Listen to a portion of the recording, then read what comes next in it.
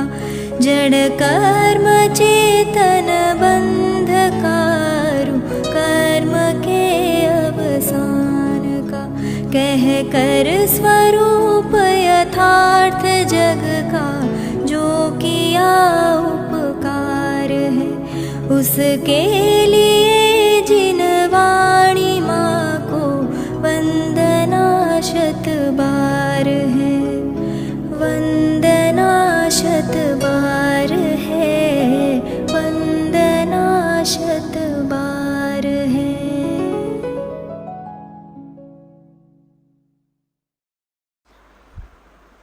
ओम नमः सदेभ्यः ओम नमः सदेभ्यः ओम नमः सदेभ्यः। 253 પાનું 20મું પ્રવચન 8મી ગાથા 7મી ગાથા અંગે આપણે છેલ્લા 2-3 સ્વાધ્યાયમાં ઘણી બધી ચર્ચા કરી છે.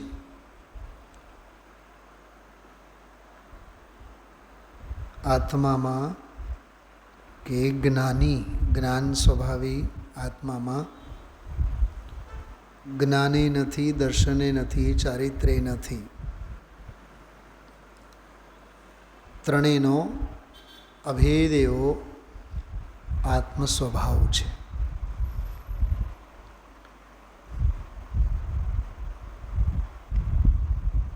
સદ્બુદ્ધ વ્યવહાર ગુણભેદને દૃષ્ટિમાંથી કાઢી દૃષ્ટિનો વિષય અભેદ છે એ સમજાવ્યા. મેં જ્ઞાનાનંદ સ્વભાવી એ જે પદ છે ને એમાં એક લીટી આવે છે બહુ સરસ. મેં રંગ રાગ સે ભિન્ન ભેદ સે ભી મેં ભિન્ન નિરાલા હું. રંગ એટલે પરદ્રવ્ય નો કર્મ, રાગ એટલે ભાવકર્મ, ભાવકર્મ એટલે છઠ્ઠી ગાથામાં જે પ્રમત્ત અપ્રમત્ત શુભાશુભ. આત્મા પ્રમત્ત નથી, અપ્રમત્ત નથી, શુભાશુભ ભાવ રૂપે નથી એટલે રાગ રૂપે નથી. શુભ અને અશુભ, પ્રમત્ત પ્રમત્ત એ બધું એક જ શબ્દમાં સમાઈ જાય છે, રાગ. તો મેં રંગ રાગ સે ભિન્ન, તો રંગથી ભિન્ન એટલે પરદ્રવ્યોથી ભિન્ન. જે બાયડી છોકરા સાથે આપણે 24 કલાક, સમજીભાઈ પાખંડ જ છે. 24 કલાક બાયડી છોકરા, ઘર પરિવાર, બેંક બેલેન્સ એની સાથે જ શ્વસીએ છીએ. સૌથી પહેલાં એના ઉપર પ્રહાર છે રંગથી જુદો. પણ અહીંથી બહાર ગયા બાદ રંગ જ ગમે. કેવો વિરોધાભાસ છે. આ કલાકની આ પોથી હાલે, હું રંગ નથી અને રાગ નથી. અહીંથી બહાર ગયા બાદ છાતી પર હાથ મૂકીને વિચાર કરો. ફેક્ટરી મારી, પૈસા મારા, બાળકો મારા. ગુરુદેવશ્રીની ભાષામાં કહે કે છોકરી મોટી થઈ, દીકરી એને થાળે પાડો. છોકરો મોટો થયો, હવે એના માટે કન્યા શોધો, પાત્ર શોધો, ઠરીઠામ કરો. બોલો કેટલા સંકલ્પ વિકલ્પો છે ભાવેશભાઈ. અહીંયા ગીત આપણે સમયસાર ના ગાઈએ, બહારમાં સંસારના નાચ નાચીએ. 24 કલાકે, 24 કલાકે. અને આ કલાક 2 કલાક હોય તો ઉપયોગ રૂપે, પરિણતિ તો સંસારની ચાલતી હોય. વાસ્તવિકતા તો એ જ છે, હકીકત જેને કહીએ આપણે, શ્રુત પરિચિત અને અનુભૂત. મેં રંગ રાગ સે ભિન્ન ભેદ સે. તો 7મી ગાથામાં એ ભેદોથી પણ જુદો એમ. 6ઠ્ઠી ગાથામાં રંગથી જુદો, રાગથી જુદો. રંગથી નહીં, રંગ તો પરદ્રવ્યો છે, એ તો પરદ્રવ્યોથી તો હું છૂટો છું જ. એનાથી ક્યાં છૂટા પાડવાની જરૂર છે. સફાઈ ક્યાંથી કરી સમજાય છે. સંયોગોથી તો છૂટો છે જ, રંગથી તો ત્રિકાળ છૂટો છે. પણ અજ્ઞાન દશાએ રાગથી બંધાયેલો છે. એનાથી એ છૂટો. છઠ્ઠી ગાથામાં કીધું ને અશુદ્ધ નહીં, અશુદ્ધ નહીંની કતની અનાદિની અશુદ્ધિ એનાથી તો રહિત જ છે. પરદ્રવ્ય જનિત, પરદ્રવ્યના નિમિત્તે સંયોગ જનિત અશુદ્ધિ તો દૂર રહો. સાતમી ગાથામાં આવ્યું ને. પણ અહીંયા તો દ્રષ્ટિમાં ગુણભેદો પણ નથી. ગુરુદેવ શ્રી તો સમ્યક દર્શન જ્ઞાન ચારિત્ર રત્નત્રય ઉપર પણ લાગુ કર્યા પર્યાય ભેદો. જો કે ગુણભેદો પર્યાય ભેદો કંઈ બહુ ઝાઝો ફેર નથી. તમને જે ભાવવાસન એનો થવો જોઈએ ને એ ન થાય. અભ્યાસ વિના નહીં થાય. પર્યાય કોને કહેવાય? ગુણોના સંતાની પર્યાય. એ એક ક્ષણિક, ગુણ તો ત્રિકાળ છે, પણ પર્યાય ભેદ અને ગુણભેદ એ બે વસ્તુ જુદી છે. અચ્છા, ગુણાર્થિક નહીં છે કોઈ તો પછી ગુણોને કોણ જાણે? અરે કંઈ નહીં જાણે એમ કહું છું. નહીં તો બે જ છે, દ્રવ્યાર્થિક અને પર્યાયાર્થિક. પર્યાયોને પર્યાયાર્થિક નહીં જાણે, દ્રવ્યને દ્રવ્યાર્થિક જાણે. ગુણોને કોણ જાણે? મેં માથું ફોડીને કીધું છે 2 દિવસના પ્રવચનમાં સવારે. બોલો દામજીભાઈ, ગુણાર્થિક નામની કોઈ નહીં નથી. પર્યાયાર્થિક જ નહીં, પર્યાયના ભેદોને જાણે અને ગુણભેદોને પણ જાણે. ભેદ એટલે પર્યાય, સીધી વાત. જો પર્યાય ભેદ પર્યાયાર્થિકનો વિષય, ગુણ ભેદો પર્યાયાર્થિક નહીંનો વિષય, દ્રવ્ય ભેદ પણ પર્યાયાર્થિક નહીંનો વિષય છે. ભેદ અભેદ દ્રવ્ય દ્રવ્યાર્થિક નહીંનો વિષય છે. તમને હવે સમજાતો છે કે શાસ્ત્રી ભણવા પાછળ લાભ કેટલો છે, કેટલું ક્રિસ્ટલ ક્લિયર થાય. એટલે મારા બારીજી સાહેબ હંમેશા કહેતા, વિદ્યાર્થી બનીને ભણો તો જ કંઈક બનશો. શ્રોતા બનીને 50 વર્ષો સુધી સાંભળશો અને તોય પૂછવામાં આવે કે પર્યાયોને તો પર્યાયાર્થિક નહીં જાણે, દ્રવ્યને દ્રવ્યાર્થિક જાણે, ગુણોને કોણ જાણે, તો જવાબ જ નહીં મળે. સીધો જવાબ છે ગુણ ભેદ પર્યાય ભેદની જેમ પર્યાય જ છે. ભાવભાસન થવું જોઈએ. તો સમજાણું? રંગ રાગથી ભિન્ન, ભેદથી પણ ભિન્ન. આ પંક્તિને આપણે એમ પણ કહીએ, રંગથી ભિન્ન એટલે ત્રીજી ગાથા, રાગથી ભિન્ન એટલે છઠ્ઠી ગાથા, અને ભેદોથી પણ ભિન્ન એટલે 7મી ગાથા. કેવી રીતે? ત્રીજી ગાથા ક્યાંથી આવી? હવે 15 દિવસ પહેલાંનો વિષય કોણ યાદ કરે? બોલો ધમજીભાઈ. હું જે આ માથું ફોડીને રોજ રિપીટ કરું છું ને, માટે જ કરું છું. દરેક દ્રવ્ય પોતપોતાના દ્રવ્ય ગુણ પર્યાયને ચુંબે છે. એનો અર્થ કોઈ દ્રવ્યને લીધે કોઈ દ્રવ્ય નથી, કોઈ દ્રવ્યને લીધે નથી. દ્રવ્ય દ્રવ્ય વચ્ચે અત્યંત અભાવ. તો રંગથી તો જુદો જ થયો ને, દુનિયાના દરેક દ્રવ્યથી જુદો થયો ને, ભિન્ન જ છે ને. એમ છઠ્ઠી ગાથામાં પ્રમત્ત નથી, અપ્રમત્ત નથી, શુભાશુભ ભાવ રૂપે થતો નથી, માટે પ્રમત્ત અને અપ્રમત્ત નથી, જડભાવે નથી થતો. એટલે રાગ રંગથી જુદો ત્રીજી ગાથામાં, રાગથી જુદો છઠ્ઠી ગાથામાં, અને ભેદોથી જુદો અભેદ 7મી ગાથા. જ્ઞાન નથી, દર્શન નથી, ચારિત્ર નથી, ગુણભેદોને 7મી ગાથામાં કાઢી નાખી. હવે વાત 8મી ગાથાની ચાલે છે.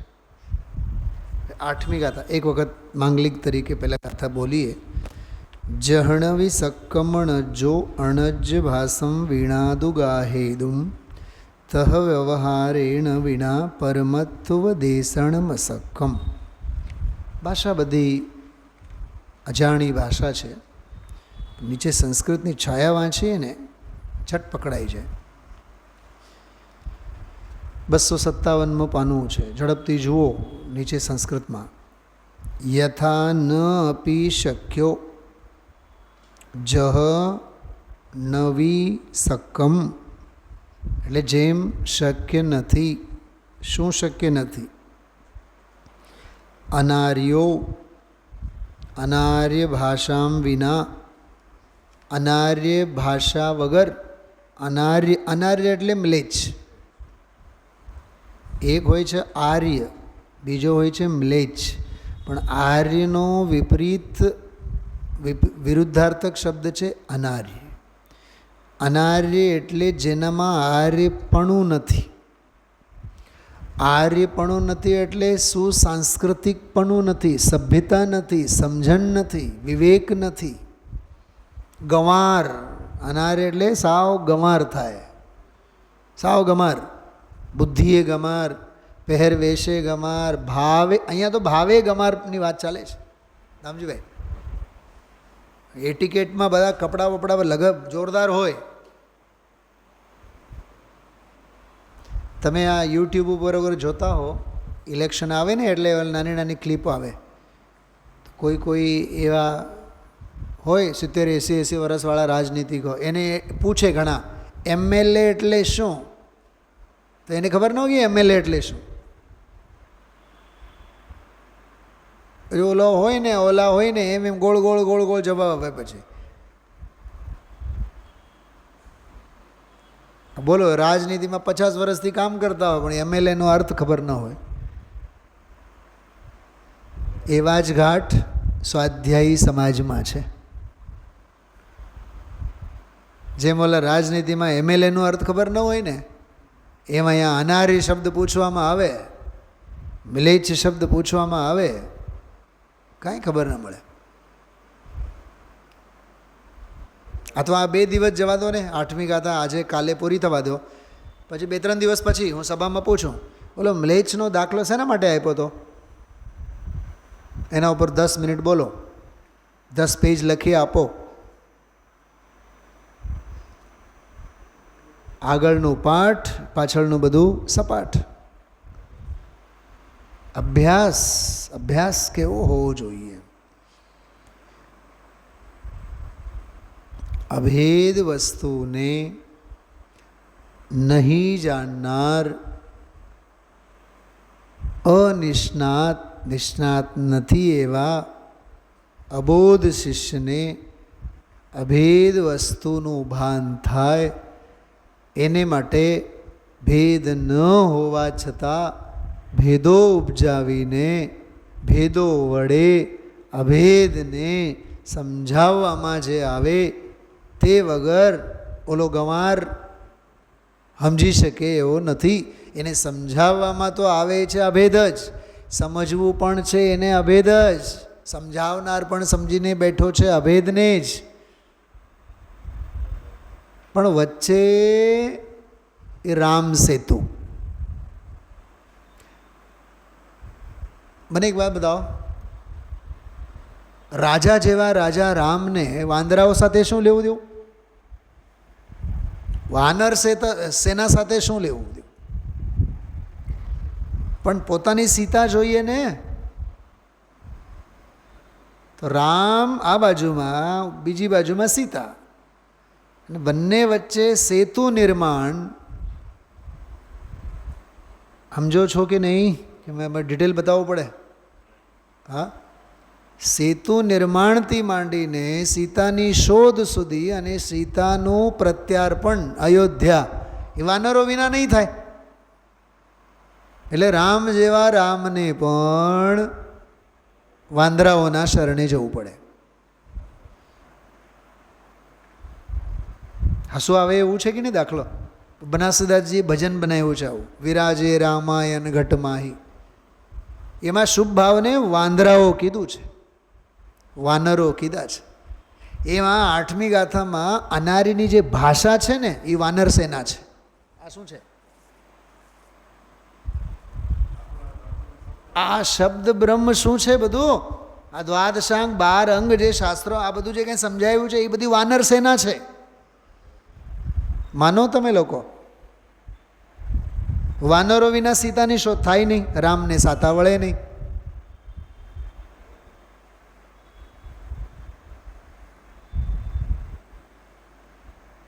જ્યારે રામાયણ સિરિયલ જ્યારે ચાલતી ને ત્યારે રામ તો આવા, રામ તો એવા, એટલા તો એને ગીત ગાય. તે દરિયો ન ઓળંગી શકે? મને તો ત્યારે પ્રશ્ન થતો, ચોથા પાંચમા ધોરણમાં હતા ત્યારે. એક તરફ તો એમ કહેવાય કે બાહુબલી આવા ફલાના ઢીકણા, પોતાની બાયડીને લેવા માટે દરિયો ઓળંગી ન જાય, અને એમ પછી મંત્ર બોલે એટલે ફૂક બોલે એટલે પછી ગાયબ થઈ જાય. ઘડીકમાં તો આભમાં પહોંચી જાય, ઘડીકમાં તો ક્યાં પહોંચી જાય. તો ઘડીકમાં તમે વિલીન થઈને ફટ દઈને અશોક વાટિકામાં પેદા થાઓ ને.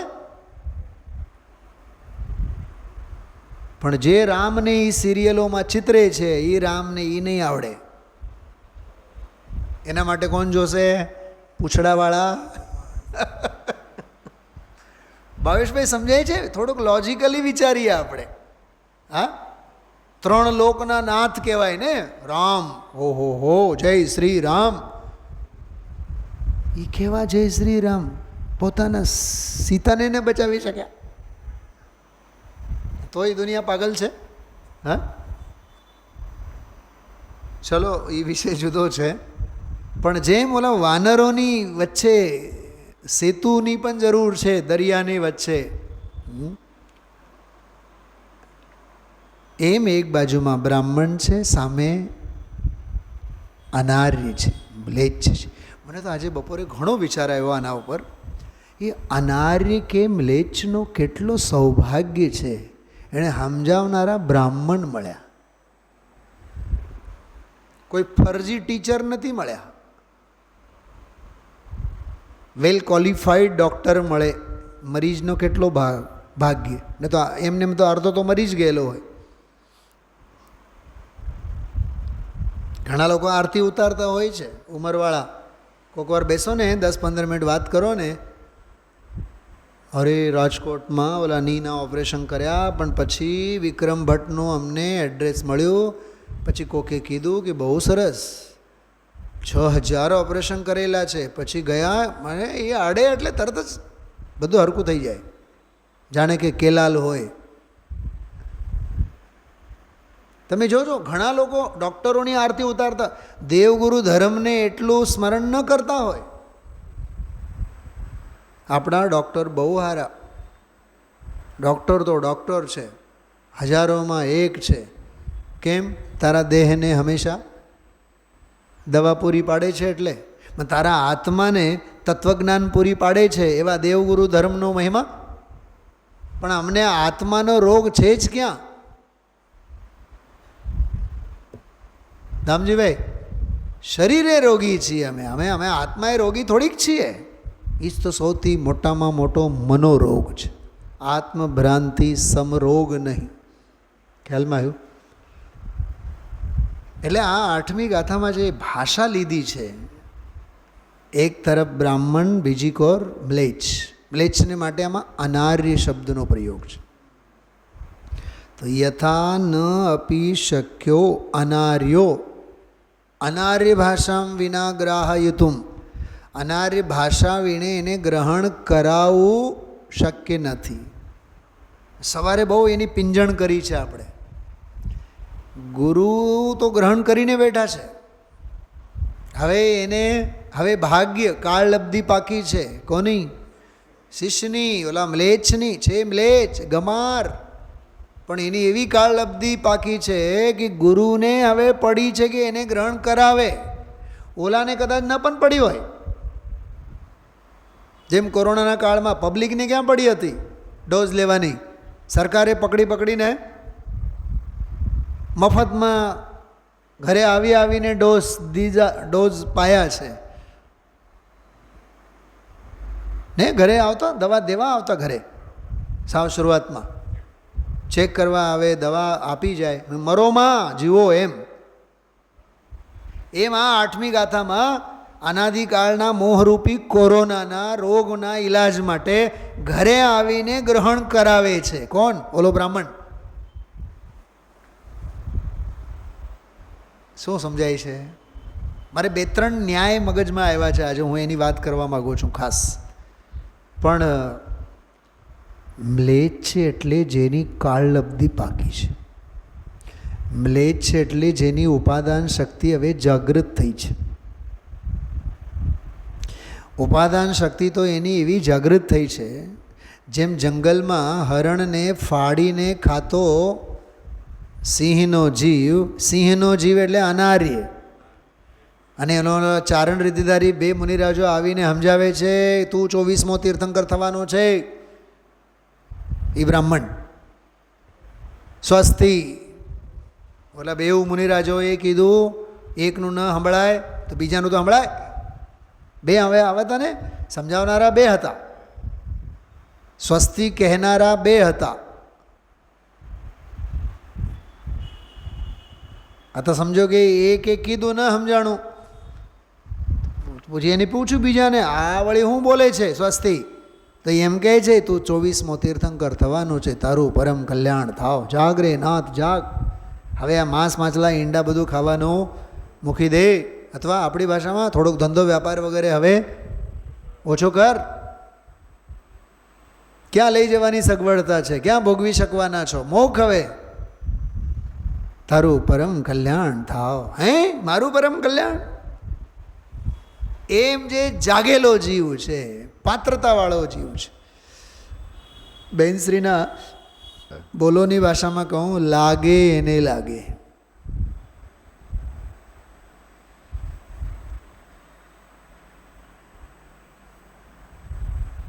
તો 30 વર્ષના જીવનમાં ઘણું જોયું છે ભાવેશભાઈ. બહુ દુઃખ સાથે મને કહેવાનું મન થાય છે, બહુ ખેદ સાથે. તમે ગમે તે નવા ગ્રંથો ચલાવો, નવી કક્ષા ચલાવો, નવા વિષય ચલાવો, નવા વિધાનો લો, કાંઈ ફેર નહીં પડે. જે આવનારા છે, જેના ભાગ્યમાં છે એ જ આવવાના. જેને ભવનો કિનારો નજીક હોય એને જ પડી હોય. બાકી આપણા તરફથી આવું નવું કરીએ તો નવા આવે, એ વાતમાં કાંઈ માલ નથી. જે હમણાં આજે 20 પ્રવચન થયા, 20મો પ્રવચન આજે થયો, આજથી 20 વર્ષ પહેલાંની વાત કરું. આજે વાર કયું? મંગળવાર, બુધવાર. ગયા રવિવારથી એના પહેલાંના 15 દિવસ પહેલાં, એમ સમજો ને. એટલે આજે 20મો દિવસ છે, 20 પ્રવચન થયા. જે દિવસે 18મી વારના પ્રવચનો, આખું સભા હોલ આપણું ભરાનું હતું. એના 2 દિવસ પહેલાં મને કેટલા લોકોએ, ઓહો સારું, હવે નવું 18મી વારનું પ્રવચન બહુ સરસ, હવે આપણે લાભ લઈશું, એવું મને કહેનારામાંથી એકે નથી દેખાતા અહીંયા. સાચી વાત કરું છું તમને. એ દાંત કાઢીને મને કહેતા, શાબાશી દેતા, બહુ સારું થયું, સમયસર શરૂ થાય છે, હવે આપણે બરાબર લાભ લઈશું. તે દિવસે અહીંયા ભક્તિ થઈ, પછી નીકળ્યા જ્યારે, બહુ સરસ, હવે બરાબર આપણે લાભ લેશું. વાયદાઓ બકવાસ છે, બકવાસ. કસમે વાદે પ્યાર વફા સબ બાતે હૈ બાતોં કા ક્યા. કાંઈ એનો અર્થ નથી. જેટલી સંખ્યા છે એમાંથી 5નો ઘટાડો છે, વધારો નથી. રાજુભાઈ, બહુ હૃદયની પીડાની વાત કરું છું તમને.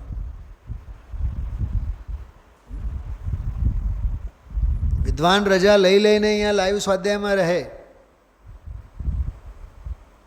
અમારે તો આવવું હોય તો આવશો, નહીં તો અમને કાંઈ પડી નથી. આ જ બતાવે છે કે પંચમ કાળ છે, આ પડતો કાળ છે. એટલે ધન્ય છે 8મી ગાથાવાળો મ્લેચ્છ. એ હાચો મુમુક્ષુ, કાઠિયાવાડી નથી. આ 8મી ગાથાવાળો જે મ્લેચ્છ મુમુક્ષુ છે એ કાઠિયાવાડી કે કોઈ સૌરાષ્ટ્રનો મુમુક્ષુ નથી. કેમ કે ઓલા બ્રાહ્મણ સમજાવશે સ્વસ્તિ, અહીં તો આખું સમયસાર સમજાવીએ તોય ફેર નહીં પડે. ઓલાને સ્વસ્તિ શબ્દ માત્રથી જ બધું સમજાઈ જાય. સ્વ અસ્તિ, સ્વસ્તિ બંને સંયુક્ત અક્ષર છે. સ્વમાં સ અને વ, સ્તિમાં સ અને ત. અડધા 4 અક્ષરો છે, અડધા પડધા 4 અક્ષરો છે. બે અક્ષરો આમ સ્વ અને સ્તિ, ઓમ 2, આમ 4. સ્વમાં સ અને વ, અને સ્વર ગણો તો અ. સ વત્તા વ વત્તા અ ઇઝ ઇક્વલ ટુ સ્વ. હવે હું તમને બતાવું કેવી રીતે અહીંથી ઊભો થઈને હું. એના માટે વ્યાકરણનો અભ્યાસ જોઈએ. સ ખોડાવાળો, જેની ટાંગ તૂટેલું છે. વ પણ ખોડાવાળો. તો સ ખોડાવાળો વત્તા વ ખોડાવાળો વત્તા એટલે પ્લસ અ, પછી થાય સ્વ. અને સ્થિમાં સ ખોડાવાળો, ત ખોડાવાળો અને રસવાવાળી ઈ. તો અ અને ઈ બે સ્વર છે, સ અને વ, સ અને ત. તો એક સ છે, બે વખત આવ્યું છે, અને એક તકાર છે, એક વકાર છે. બે અકાર એક અને ઈકાર એક, બે સ્વર અને આ ત્રણ વ્યંજન મળીને જે શબ્દ બનેલ છે પંચામૃત સ્વસ્તિ. તારું પરમ કલ્યાણ થાવ. અહીંયા તો ગાથાઓ ગગડાવી જઈએ, ટીકાઓ સમજાવી જઈએ, હજારો પાનાના ભાવાર્થો વાંચી જઈએ, તોય ઘડીક માટે સાવધાન, ઘડીક માટે વિશ્રામ, અને વળી પાછો જયેશભાઈ બોલો કંઈક. જૈસે થે, જેવા હતા એવા. એટલે આ મ્લેચ્છ છે ને, કોંગ્રેચ્યુલેશન્સને યોગ્ય છે, અભિનંદનને લાયક છે. આ 8મી ગાથાવાળો મ્લેચ્છ માત્ર સ્વસ્તિ માત્રથી સમજી જાય. સમજદારને ઈશારો કાફી હોય છે. સમજદાર માટે ઈશારો કાફી હોય છે. એ સૂત્રને સમજાવનારી આ ગાથા છે 8મી. અને સમજણ ધરાવતા જીવને વધુ સમજાવવાની ક્યાં જરૂર છે?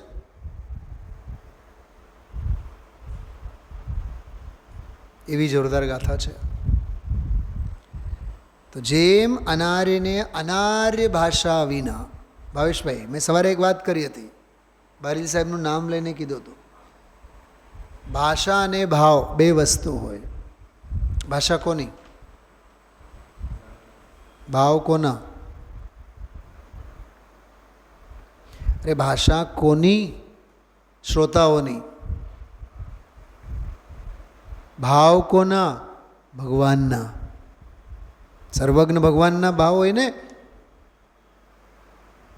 શ્રોતાની ભાષા હોય, વક્તાના ભાવ હોય. વક્તા એટલે અધિવક્તા, ભગવાન સર્વજ્ઞ ભગવાનના જે રિપ્રેઝેન્ટેટિવ છે. ધારાસભ્યો, અમે ધારાસભ્ય છે ખબર? કોઈ દી તમે મત નથી આપતા, રોજ બૂથ ઉપર આવો છો ધનજીભાઈ. હા, અને તમને પૂછતાય નથી આધાર કાર્ડ છે કે નહીં તમારી પાસે, રજિસ્ટ્રેશન કોઈ અમારી પાસે કાંઈ છે નહીં. પણ આ જે બધું આરસી બુક છે આમાં તમારા બધાના નામ છે, દીકરા બાપના નહીં, અનંતા મા બાપના નામ છે આમાં, આ બુકમાં. અને અમે તમને કહેતા નથી કે મત આપો, તમે મત આપતા નથી. મત આપનારો તો જાગ્યો કોણ? મ્લેચ્છ. 8મી ગાથાવાળો મ્લેચ્છ લાયકાતવાળો છે. ખ્યાલમાં આવ્યું? તો અનાર્યની ભાષા વિના અનાર્યને ગ્રહણ કરાવી ન શકાય. ગુરુને ગ્રહણ કરાવવું પડે છે એમાં. એમ જેમ મેં હમણાં કોરોનાના ડોઝની વાત કરી, સવારે માની વાત કરી હતી, ઘૂંટી પાવે. બોલો નાલાયક છોકરાને ક્યાં પડી છે? હામેથી માગે મને ઘૂંટી પાવ. એને ખબર જ ક્યાં છે કે ઘૂંટી પીવું જોઈએ. એ તો માં સમજે છે કે એને ઘૂંટી પાવવું જોઈએ. તો ગ્રાહયિતુમ શબ્દ છે એના ઉપર સવારે પણ મારું ધ્યાન ગયું હતું, એની વાત મેં કરી હતી. અચ્છા, આજકાલના છોકરાઓને તમે વિચારો ને, આજકાલના આપણા છોકરાઓને પાસ થવાનું કંઈક શરમ બરમ. એને તો ગાયો ચરાવવા માટે મોકલો તોય જવાની તૈયારી છે એમને. પાસ થાવ કે ફેલ થાવ, માર્ક્સ ઓછા આવે કે માર્ક્સ જાજા આવે, કોઈ આંખમાં શરમ બરમ નામની વસ્તુ છે નહીં. ટેન્શન કોને? એટલે એને ભણાવવાથી લઈને મોટા કરવાથી લઈને બધી ચિંતા મા બાપને. એને ક્યાં પડી છે? એમ અહીંયા ગ્રહણ કરાવવાનું ગુરુને પડી છે. કેટલા ઉપકારી ગુરુ કહેવાય. નિમિત્તને પડી છે ઉપાદાનને સુધારવાની. શું કીધું? આમાં નિમિત્ત ટેન્શનમાં છે. શું સમજાણું? હા, પણ અહીંયા મ્લેચ્છ અટેન્શન વાળો છે. શું કીધું? ગુરુ મહારાજ ટેન્શનમાં છે આમાં, પણ ઓલો અટેન્શન વાળો છે એટલે એનો ટેન્શન થોડોક ઓછો છે, કેમ કે એની મહેનત રંગ લાવશે. સમજાય છે તમને? આ રૂપક જે હું કહું છું એ ઘણી કથા મેં સવારે કરી જ છે. હા, બીજી લીટી તથા વ્યવહારેણ વિના. વ્યવહાર વિના.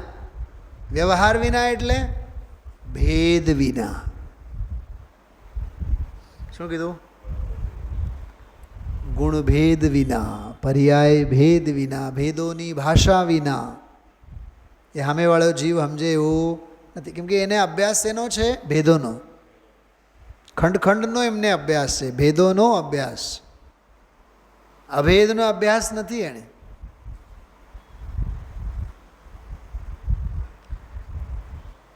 જો બાળક પેદા થયા બાદ કે આ ભાવ સંબંધી એને કંઈ માયાચારી બયાચારી કંઈ છે? હવે એને માયાચારી કોણ બનાવે છે?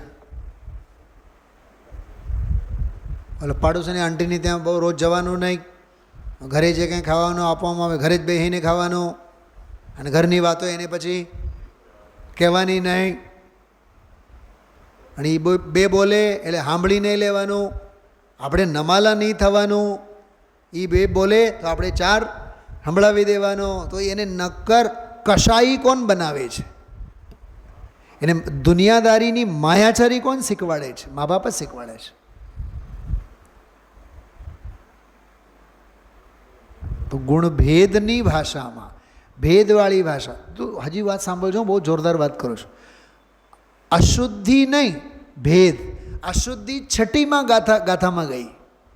દામજીભાઈ પકડજો, એમાં આવ્યું. આજે ગુરુદેવ જેમાં જે હોય એ જ ભેદ પાડીને કહે ને, એમાં ન હોય એ ભેદ પાડીને ન કહે. દયા કરે, દાન કરે, રાગ કરે, એ આખી છઠ્ઠી ગાથાનો વિષય છે. તો રાગ કરી શકે, દયા કરી શકે, દાન કરી શકે એવો આત્મા એમ નથી કહેતા, કેમ કે એ તો ભાવકર્મમાં જાય. અહીંયા તો જ્ઞાન, દર્શન, ચારિત્ર, સુખ વગેરે ગુણ ભેદો કરીને એને સમજાવવામાં આવે. એટલે ભેદવાળી ભાષામાં સમજાવવાનું, રાગવાળી ભાષામાં નહીં. કેવી ગજબની વાત છે! કેટલી ક્લાસિક લોજિક છે આ. વ્રત પાળે તે આત્મા નહીં, પૂજા કરે તે આત્મા નહીં, દાન આપે તે આત્મા નહીં, જ્ઞાન તે આત્મા, દર્શન તે આત્મા, ચારિત્ર તે આત્મા. કેમ કે સ્વભાવમાં ગુણો છે એટલે ગુણોના ભેદો કરીને સમજાવવામાં આવે. સ્વભાવમાં રાગ નથી એટલે રાગથી આત્માને સમજાવવામાં આવશે નહીં, અને આવે પણ એવો નથી. તમને કંઈ સમજાણું? આ લોજિક બહુ ઊંચામાં ઊંચો લોજિક છે. મેં સવારે દાખલો આપ્યો તો આપણે, પાઇનાપલ કેવો, તો કે કેરી સાથે સરખામણી કરીને એના સ્વાદની વાત નથી કરતા. કેરીના ગુણભેદોની વાત ચાલતી હોય તો કેરીને અનુરૂપ જ હોય. નહીં પાઇનાપલની ઉપરની છાલ હોય કેળા જેવી સુંવાળી હોય એવું કહે કોઈ? મૂરખ નહીં કહે. કોઈક સંતરા વેચતા હોય, આપણે જેને પૂછીએ આ લીંબુ શું ભાવ આપ્યા? એ બુદ્ધિ વગરના તમે આ સંતરા લઈને બેઠો છો, તમને લીંબુ દેખાય છે? તમે સંતરાને લીંબુ ન કહી શકો. લીંબુવાળા પાસે જાઓ, આ નાના નાના સંતરા શું ભાવ આપ્યા? એ શું પૂછશે? પહેલાં ઘરેથી પૂછી આવો કે લીંબુ કોને કહેવાય. તને નથી ખબર લીંબુનું જ્ઞાન, નથી ખબર સંતરાનું જ્ઞાન. સ્વરૂપ વિપર્યાસ જ છે ને એમાં. તો ખ્યાલમાં આવ્યું? તો વ્યવહારની ભાષા વિના પરમાર્થનો ઉપદેશ ન આપી શકાય. જો વ્યવહારેણ વિના પરમાર્થો ઉપદેશનમ અશક્યમ, એનો ઉપદેશ દેવો અશક્ય છે. આ મૂળ ગાથા. હું થોડોક આનો ભાવાર્થ વાંચું છું પછી હું ટીકા તરફ આવું. Next page 259. લોકો, લોકો એટલે શું? અરે બોલો, કંઈક પૂછું છું. લોકો એટલે કોણ? આપણે બધા, આખું જગત. આખું જગત. અથવા 7મી ગાથામાં જે કીધું ને, નિકટવર્તી, 8મી ગાથામાં, આમાં સોરી 7મી ગાથામાં, અનંત ધર્મોવાળા એક ધર્મીમાં જે નિષ્ણાત નથી એવો નિકટવર્તી શિષ્ય, એમ એને લેવાનો અહીંયા. તો કહે છે લોકો, આમ તો દુનિયા, આખી દુનિયા ભેદના અભ્યાસવાળી, શુદ્ધ નહીંને જાણતા નથી. વાહ! હવે આનો અર્થ કરો, શુદ્ધ નહીંને જાણતા નથી એટલે શું સમજાય છે? બોલો, કરો. હું જે કહેવા માગું છું એ કહો એકવાર, જોઈએ આપણે. શુદ્ધ નહીંને જાણતા નથી એટલે 6ઠ્ઠી ગાથાની ભાષામાં કરો અર્થ, અને 7મી ગાથાની ભાષામાં કરો અર્થ. 6ઠ્ઠી ગાથામાં એનો અર્થ થાય શુભ અશુભ રૂપે, પ્રમત અપ્રમત રૂપે અશુદ્ધ નથી એવા શુદ્ધ નહીંને, શુદ્ધ જ્ઞાયક ભાવને. અને 7મી ગાથાની ભાષામાં જ્ઞાન નથી, દર્શન નથી, ચારિત્ર નથી, એવા ગુણભેદ નથી એવો અભેદ આત્મા, એનું નામ શુદ્ધ નહીં. શબ્દ વાંચો એટલે ગાથા યાદ આવવી જોઈએ. હવે ફરીથી નહીં બોલું હું, કેમ કે એનર્જી બહુ જાય એમાં. શુદ્ધ નહીંને એટલે દૃષ્ટિનો વિષય, જે 6ઠ્ઠી અને 7મી ગાથામાં કીધું છે એને. તળિયા તપાસો શબ્દોના. તો શુદ્ધ નહીંને જાણતા નથી એટલે દૃષ્ટિના વિષયભૂત શુદ્ધ જ્ઞાયકને નથી જાણતા અને અભેદ જ્ઞાયકને નથી જાણતા. કારણ કે શુદ્ધ નહીંનો વિષય કેવો છે? જો અભેદ આવ્યો ને, જો અભેદે ખરો અને એક રૂપે ખરો, બે વાત છે. અભેદ પણ કીધું અને એક રૂપ કીધું.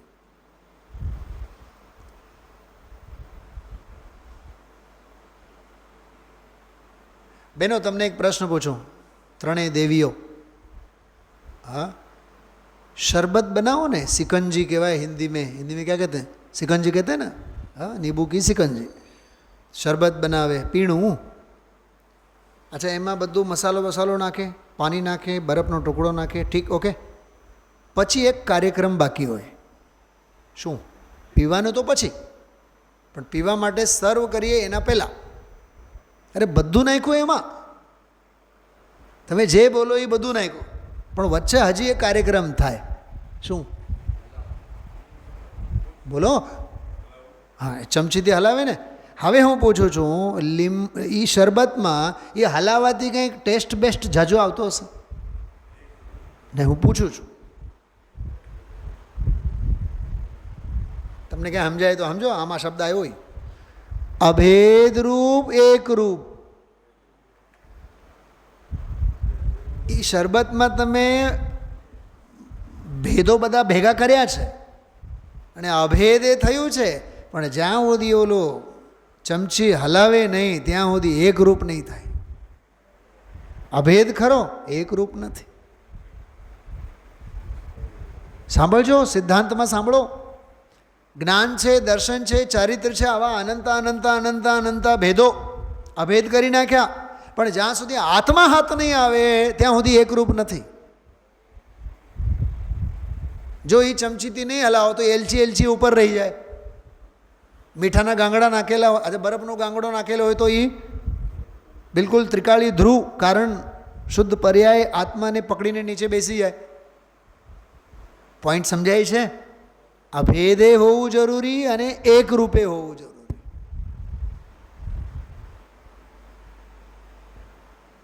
શું સમજાય છે? જો અહીંયા સભામાં સ્વાધ્યાયમાં આપણે આવ્યા તો બધા આવીને બેઠા અભેદ થઈ ગયા, પણ જરૂરી નથી કે અભેદ થયા પણ એકરૂપ થઈ જ જઈએ. કોક તો રેસકોર્સના પાળીએ પહોંચી જાય. અમારા રાજુભાઈ તો ઝેરોક્સના મશીનમાં ઘૂસી જાય. અભેદ ખરા પણ એક રૂપ નથી. અભેદ થવા માત્રથી કામ નહીં થાય, એક રૂપ થાવ તો કામ થાય. કેટલું સમજાય છે આમાં? એ અનુભવની પરાકાષ્ઠા છે એમાં. અભેદ રૂપ અને એક રૂપ. અભેદ રૂપ તો શું નામ દામજીભાઈ, આપણે 50 વર્ષથી થઈએ છીએ, પણ એક રૂપ તો 1 સેકન્ડ માટે પણ નથી થયા.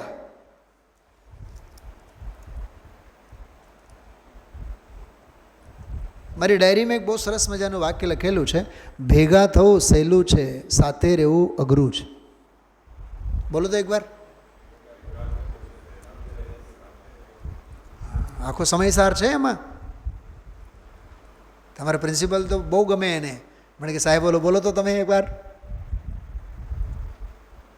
માથું ફોડો તો સમજાય, ઉપલું માળ ખાલી થાય. માત્ર સ્વાધ્યાયમાં ભેગા થવાથી નહીં થાય, આ ભાવોને આત્મસાત કરીએ તો એકરૂપ થઈએ. અચ્છા, અનંતા સિદ્ધો સિદ્ધશિલા ઉપર બધા ભેગા છે કે એક રૂપે પરિણમે છે? બોલો. ભેગા પણ છે અને પોતપોતાનામાં એક રૂપે થઈને પરિણમે છે.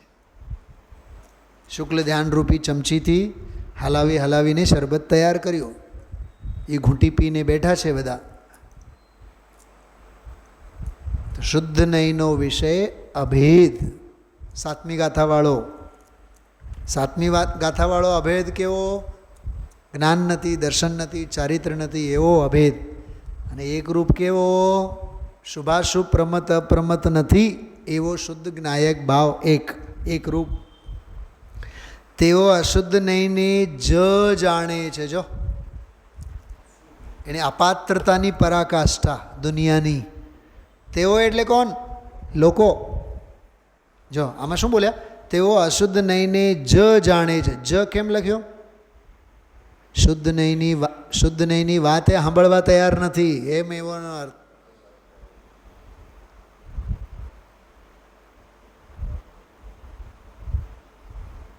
શું કીધું આ? જેને વાતે સાંભળવી ગમે નહીં એટલી હદે અશુદ્ધિના અભ્યાસુ છે. તો અશુદ્ધ નહીંને જ જાણે છે, કેમ કે તેનો વિષય ભેદરૂપ અનેક પ્રકાર છે. તેથી તેઓ વ્યવહાર દ્વારા જ પરમાર્થને સમજી શકે છે. આ કારણે વ્યવહારને પરમાર્થનો કહેનાર જાણીજો. પ્રતિપાદક, કહેનાર.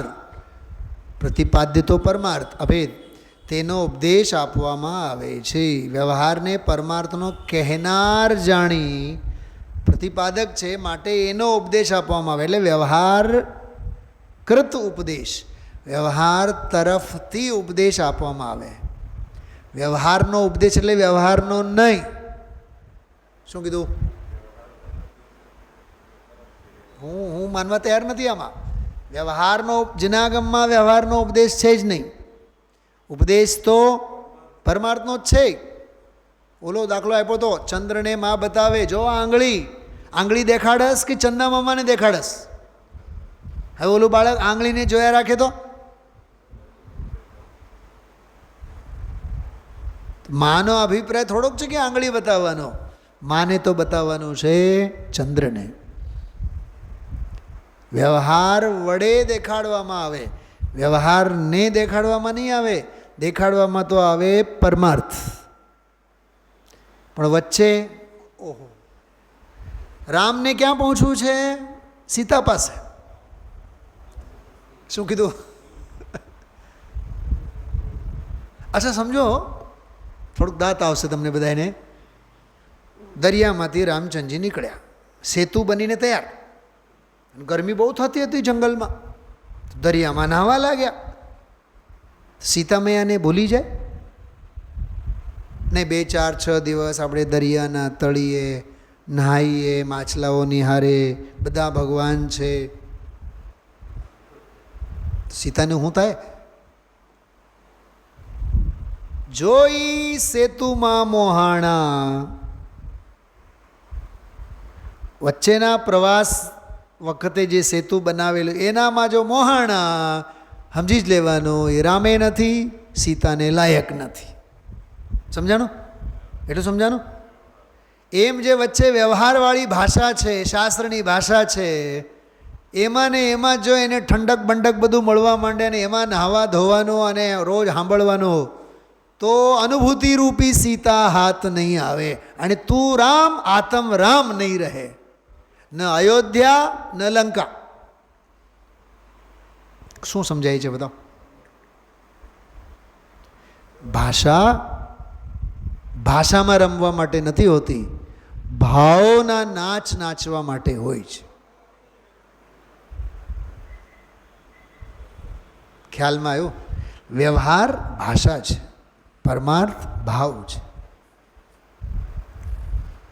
આ કારણે વ્યવહારને પરમાર્થનો કહેનાર જાણી તેનો ઉપદેશ કરવામાં આવે છે. અહીં એમ ન સમજવું કે વ્યવહારનો આલંબન કરાવે છે. હા, હવે રામચંદ્રજીને સેતુ પર પગ તો મૂકવા પડે કે નહીં? પુલ પરથી તો જવું જ છે ને, જવા માટે તો પુલ બનાવ્યો છે. હા, વ્યવહારનો આલંબન કરાવે છે. પણ સાંભળો, પણ અહીં તો વ્યવહારનો આલંબન, અચ્છા આમાં એક શબ્દ છૂટેલું છે, તમે જુઓ છો, ધ્યાન છે બધાનું. કાલ સવારે પણ હું કહીશ. વ્યવહારનો આલંબન છોડાવી એવો શબ્દ છે, એ આમાં લખેલું જ નથી. તમને સમજાણું શું કીધું બધાને? અરે ભાવેશભાઈ, તમે સાંભળો છો બધાએ? આ ભાવાર્થમાં જે વાંચું છું છેલ્લી લીટી, વ્યવહારનો આલંબન છોડાવી, છોડાવી શબ્દ આમાં લખેલું જ નથી. ખ્યાલમાં આવ્યું? તો એને છોડાવી પરમાર્થે પહોંચાડે છે એમ સમજો. પહોંચાડવાનું ક્યાં છે? પરમાર્થ ઉપર. અચ્છા, બે વાત સમજો. મને એક દાખલો આવતો હતો. સમજો અહીંયા ક્યાંક કુણીમાં વાગેલું હોય, પ્લાસ્ટર આવે, તો એક તો જે દિવસે પ્લાસ્ટર આવે ને તે દિવસે તો આપણે એવા હાલતા હોય જાણે શુક્લ ધ્યાનની શ્રેણીમાં હાલતા હોય, હળવે હળવે, ધીમે ધીમે, અને અંતરાત્મામાંથી અવાજ આવતો હોય, મારે ક્યાં સામેવાળાને કહેવાની જરૂર છે, એ દયા તો એમને એમ ખાશે. કેમ તમને વાગ્યું છે? એ 3-4 દિવસ ગમે પણ બહુ. કોઈ આપણને પૂછે ને, બા કેમ છો, હાથમાં વાગ્યું છે, પ્લાસ્ટર થયું છે, એમ વળી પાછો એક પ્રશ્ન પૂછે, આમાં જે પૂછ્યું ને મ્લેચ્છ જેવો પ્રશ્ન, ડૉક્ટરે કેટલા દીનું પ્લાસ્ટર કીધું છે? બધું પૂછે કે નહીં? કથા એ જ હોય, બીજું કંઈ નહીં હોય. પછી એણે કીધું સવારે આજે આવતા સોમવારે કીધું છે. માળા શેની ફેરવશે ભાઈ? સોમવાર. હવે હું તમને પૂછું છું, ડૉક્ટરે કીધું છે, ધ્યાન રાખજો, ધ્યાન રાખજો, સૂતી વખતે તકિયા મૂકીને સૂવાનો, જરાય હાથ આડો અવળો નહીં થાય, અને આ ગળામાં કૂતરાની જેમ પટ્ટો બાંધીને જ રાખવાનો. 8 દિવસ ઝાલે છે કે નહીં? સાંભળજો હું શું કહેવા માગું. ઝાલે છે કે નહીં? એમ નેમ રહેવા માટે કે હાજુ થવા માટે? સાજુ થવા માટે ને. પણ વચ્ચે ઓલું ભેદની ભૂમિકા આવશે કે નહીં? બોલો દામજીભાઈ, ડૉક્ટરની સલાહ માનવી પડશે કે નહીં? કેમ કે ઓલો ડૉક્ટર જ કાઢવાનો છે. એમાં ક્યાંક જો આડું અવળું કર્યું હોય તો ઠપકો આપશે. કેટલા આજ્ઞાકારી અર્જુન થઈને આપણે પ્લાસ્ટર રાખીએ છીએ, બરાબર? અને પછી જ્યારે સાવ સ્વાસ્થ્ય કેળવાય, બોલો સ્વાસ્થ્ય કેળવાય, તો હાથ તૂટેલું છે એ રોગે ન રહે, અને હાથને પછી કંઈ આલંબન જોઈએ એ પ્લાસ્ટર પણ ન રહે. કેમ કે હવે તો કેવા થઈ ગયા? સ્વસ્થ થઈ ગયા ને. કાઢો 8મી ગાથા, સોરી 7મી ગાથા કાઢો ફટાફટ. 223 પાનું. હા, 223 ઝડપથી કાઢો. આ સવારે છે ને, આજે સવારે હું આ દાખલો આપતો હતો પણ છૂટી ગયો હતો. સાવ નીચે જુઓ, 223માં પાને સાવ નીચે. ભેદ દૃષ્ટિમાં નિર્વિકલ્પ દશા નથી થતી, છેલ્લી 4 લીટી, અને સરાગીને વિકલ્પ રહ્યા કરે છે. ઠીક. હવે ઓલું પ્લાસ્ટરવાળી વાત આવી. જો માટે જ્યાં સુધી તૂટેલો હાથ સરખું ન થાય, નથી મળ્યો આમાં? હું હમણાં જે બોલું છું આમાં દેખાય છે? ભાવેશભાઈને દેખાણો. જો જ્યાં સુધી રાગાદિક મટે નહીં, સમજાણું?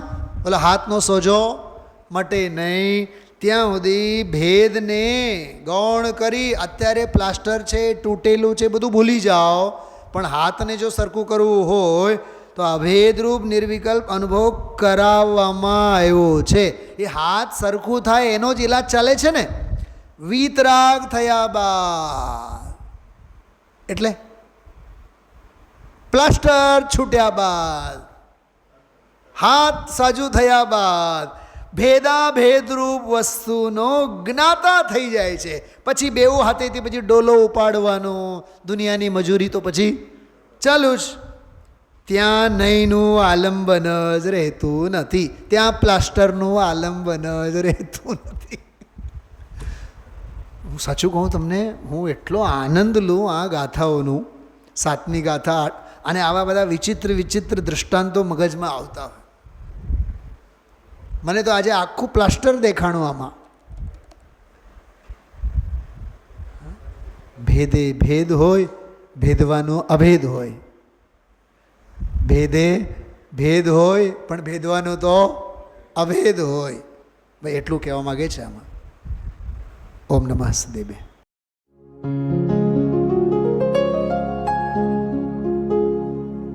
निज निधि निज में बताए यह अनंत उपकार है, उसके लिए जिन वाणी माँ को वंदना शत बार है, वंदना शत बार है, वंदना शत बार है.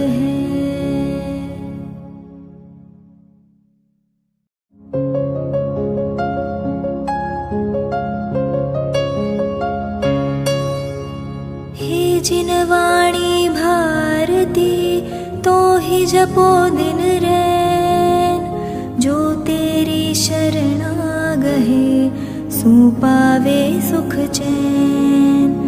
जा वाणी के ज्ञान ते सूझे लोकालोक, सो वाणी मस्तक नवो सदा देत हो ढोक, सदा देत हो